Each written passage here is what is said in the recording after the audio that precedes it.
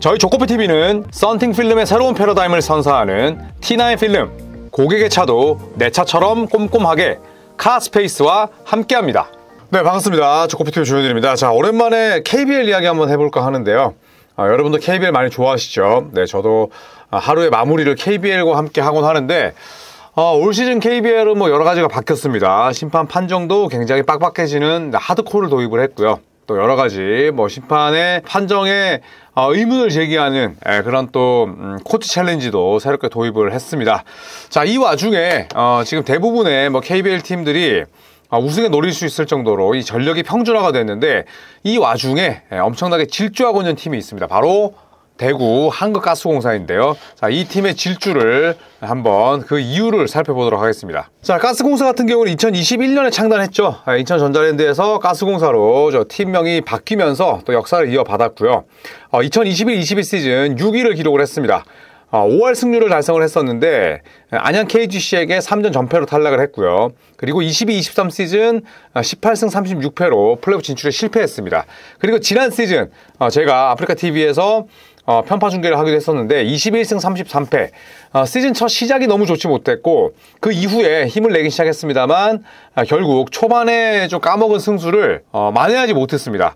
지난 시즌까지 승률이 66승 96패 40.7%였는데 하지만 올 시즌은 다르다는 걸 직접 성적으로 입증하고 있죠. 6경기를 치는 현재 5승 1패를 기록하고 있습니다. 5연승을 내달렸고, 자, 2위가 수원 KT, 모비스, SK 그리고 소노까지 무려 4팀이 4승 2패를 기록하고 있습니다. 자, KCC가 부산 공백을 잘 메우면서 5할 승률로 4승 4패, LG도 3승 3패고요. 그 뒤를 정관장 DB 삼성이 잇고 있는데, 지난 시즌 정규리그 1위 팀이 DB였잖아요. 네, 그런데 현재 9위에 그쳐 있습니다.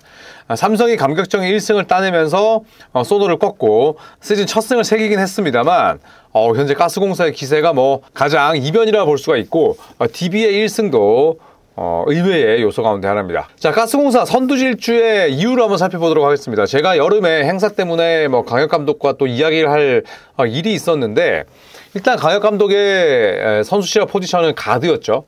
그리고 지금 가스공사를 이끌고 있는 그런 핵심 선수들도 가드 포지션에 많이 몰려 있습니다. 일단 3점 시도가 많습니다. 가스공사는 스몰 라인업을 많이 돌리고 또 3가드 시스템도 많이 가동을 하는데 3점 시도가 리그 3위고요. 3점 성공 개수가 리그 1위, 3점 성공률이 압도적인 1위입니다. 성공률 자체는 KCC가 2위인데 1위와의 격차가 무려 4.1%예요. 그러니까 한국가스공사의 3점은 지금 차원이 다른 거죠. 리그에서 3번째로 많이 던지는데 첫 번째로 많이 넣고 있고 성공률 1위고요. 그 다음에 스틸과 블락, 많을수록 좋습니다. 스틸과 블락이 많은 팀들이 수비를 못한다, 이거는 사실 거의 없는 그런 기록이라 볼 수가 있는데, 스틸이 8.2개로 전체 3위고요. 블락도 3.3개로 전체 3위입니다.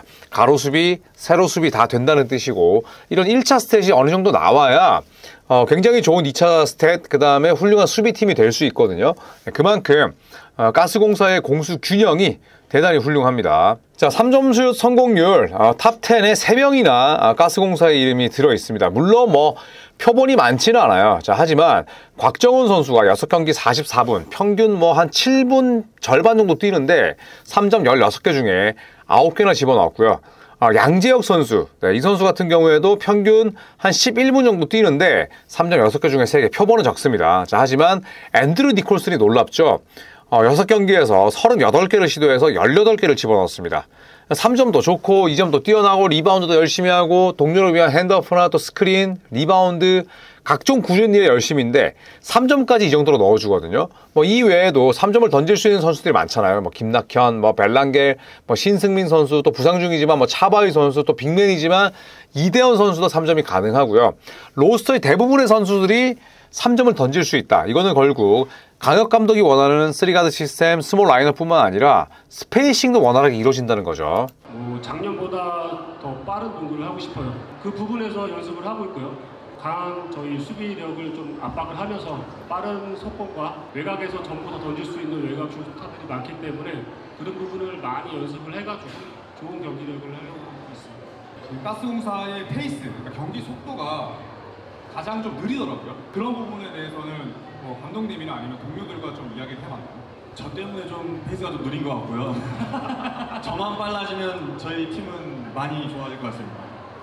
네, 여름에 제가 박찬호 캐스터와 함께 이제 가스공사의 팬미팅 현장을 같이 진행을 했었는데, 가스공사가 지난 시즌 페이스가 꼴찌였어요. 네, 그런데 올 시즌의 페이스가 많이 빨라졌습니다. 7위까지 올랐고요. 자, 지난 시즌의 평균 80.9득점, 하지만 올 시즌 83.8득점. 하드콜이기 때문에 현재 KBL의 평균 득점대가 좀 미세하게 낮긴 합니다만, 가스공사는 큰 폭으로 올랐습니다. 거의 3점이 올랐고요. 페이스가 빨라지고 득점이 많아졌다는 건 패스 횟수나 그 다음에 질 좋은 패스의 빈도가 높아졌다는 걸 의미하는데, 어시스트가 12에서 4위로 뛰어 올랐습니다. 자, 그리고 리바운드도 페이스가 많아지기 때문에 리바운드도 뭐 정비례해서 오를 수는 있지만, 지금 물리적인 리바운드 자체가 2.8개나 올랐습니다. 보드 장악력도 그만큼 신경을 쓴다는 얘기죠. 자, 필드골은 거의 비슷합니다. 46%대를 기록을 하고 있는데 3점이 3%나 올랐고요. 지난 시즌도 3점의 성공률 자체는 나쁘지 않았는데 3점을 많이 시도하진 않았거든요. 네, 그런데 3점이 38.5%나 됩니다. 자, 스틸과 블락 상점 벽해죠. 네, 지난 시즌 스토크가 8위 10위였는데 올 시즌 스틸과 블락 스토크가 3위 3위입니다. 어마어마하고요. 자, 그 덕분에 오펜시브 레이팅이 지난 시즌 5위 딱 중간이었다면 올 시즌 1위. 그 다음에 지난 시즌 디펜시브 레이팅이 4위 not bad 수준이었는데 올 시즌은 1위. 어마어마합니다. 네, 그래서 오펜시브 레이팅과 디펜시브 레이팅이 압도적인 1위라는 거. 네, 그 다음에 페이스가 어느 정도 빨라지면서 벨랑겔, 정성우, 김낙현, 외곽에서 공을 몰고 플레이를 할 수 있는 선수들이 더욱더 신바람을 낼 수가 있죠. 가드들은 빠른 페이스를 대부분 좋아합니다. 왜냐하면 세워놓고 수비를 하는 그런 상황에서는 상대 수비를 하프코트 오펜스로 깨야 되잖아요. 물론 투맨 게임, 그 다음에 3대3 액션, 아이솔레이션 다 가능하지만, 자, 그렇다고 하더라도 오픈 코트에서 내가 니콜슨을 찾는 게 더 쉽고, 은도에를 찾는 게 더 쉽고, 이대헌을 찾는 게 훨씬 더 쉽겠죠. 페이스가 빨라지면서 강혁 감독이 원하는 3가드 시스템, 스몰 라인업, 또 때로는 앤드루 니콜슨을 위한 그런 히어로볼 이런 것들이 모두 가능하다는 겁니다. 자, 가스공사의 분위기 굉장히 좋습니다. 벨랑겔, 정성호, 김낙현 선수뿐만 아니라 신주영, 그 다음에 지금 나오는 박지훈 선수도 있고요. 그 다음에 부상에서 돌아온 신승민, 또 캡틴 차바이 선수, 아쉽게도 부상으로 지금 나오지 못하고 있긴 합니다만, 유스윤드나 또 혹은 니콜슨 같이 절대 외국인 선수가 애를 먹이지 않는 그런 스타일로 구성이 돼 있잖아요. 예를 들어서 이 팀에 오노아쿠가 있다. 예, 정말 꼴보기 싫겠죠.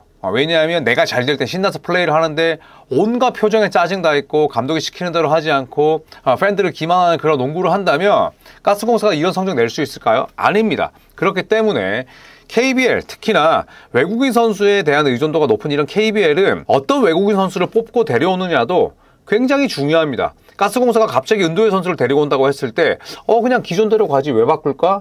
바꾼 게 훨씬 낫잖아요. 그리고 KBL을 굉장히 존중하고 또 국내 선수들을 리스펙하는 선수들로 구성이 되다 보니까 팀 분위기가 너무 좋잖아요. 그리고 또 가스공사는 단장도 농구를 엄청 좋아하는 인물이고 사무국장도 마찬가지고 전부 다 정말 이 가스공사의 부흥을 위해서 KBL 팀이 약한 게 지역 연고인데 대구에 있는 농구 팬들을 끌어모으기 위해서 비시즌 동안 또 지역과 이렇게 연계된 그런 행사들을 많이 했거든요. 저는 이런 팀들이 승리를 하고 이런 팀들이 우승해야 된다고 생각을 합니다. 또 SK처럼 굉장히 또 많은 돈을 쓰는 팀들, 이런 팀들도 결국 투자한 만큼 그만큼의 성적이 나는 게 프로의 생리이기 때문에 저는 이런 기업들이 농구를 사랑하고 그 다음에 또 지역에 정착시키기 위해서 이렇게 노력하는 구단들이 더 많아져야 된다고 생각을 합니다. 뜬금없이 왜 갑자기 KBL이야? 이렇게 말씀하실 수도 있겠지만 전혀 구단으로부터 뭘 받고 이런 거 전혀 없고요.